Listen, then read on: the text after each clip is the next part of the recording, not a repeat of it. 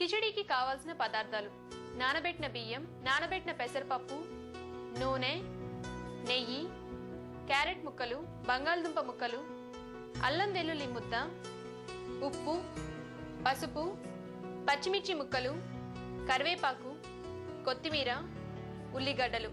చింతపండు పులుసుకి కావాల్సిన పదార్థాలు: నానబెట్టిన చింతపండు, ఉప్పు, కారం, పచ్చిమిర్చి ముక్కలు, ఉల్లిపాయ ముక్కలు, పసుపు, వేయించిన తెల్ల నువ్వుల పొడి, పుట్నాల పొడి, కొత్తిమీర, కరివేపాకు, అల్లం ముక్కలు, బెల్లం, ఆవాలు, ఎండుమిర్చి.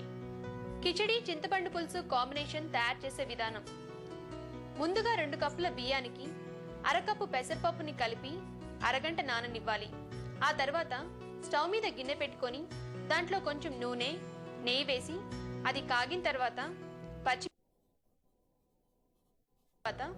1 గ్లాస్ బియ్యానికి 2 గ్లాసుల నీళ్లు పోసుకొని కొద్దిగా ఉప్పు వేసి మరగనివ్వాలి. ఇలా మరిగిన ఎసట్లో నానబెట్టిన బియ్యం, పెసరపప్పు వేసి ఉడకబెట్టుకోవాలి.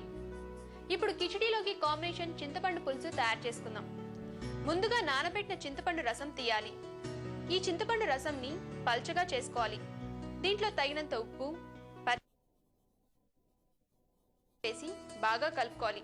ఇప్పుడు స్టవ్ మీద బాండీ పెట్టుకొని కొద్దిగా నూనె వేసి అది వేడెక్కిన తర్వాత ఆవాలు, ఎండుమిర్చి, కరివేపాకు వేసి తిరుమాతా పెట్టుకోవాలి. తయారైన తాలింపుని చింతపండు పులుసులో వేసి కలుపుకోవాలి. చివరగా తయారైన కిచడీని ఒక ప్లేట్లోకి తీసుకొని చింతపండు పులుసుతో సర్వ్ చేసుకోవాలి. అంతే, ఎంతో టేస్టీగా ఉండే కిచడీ చింతపండు పులుసు కాంబినేషన్ రెడీ.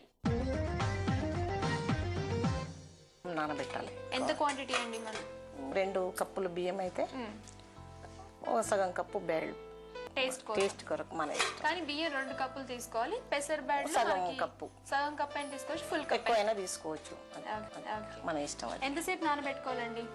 ఒక అరగంట నానితే చాలండి.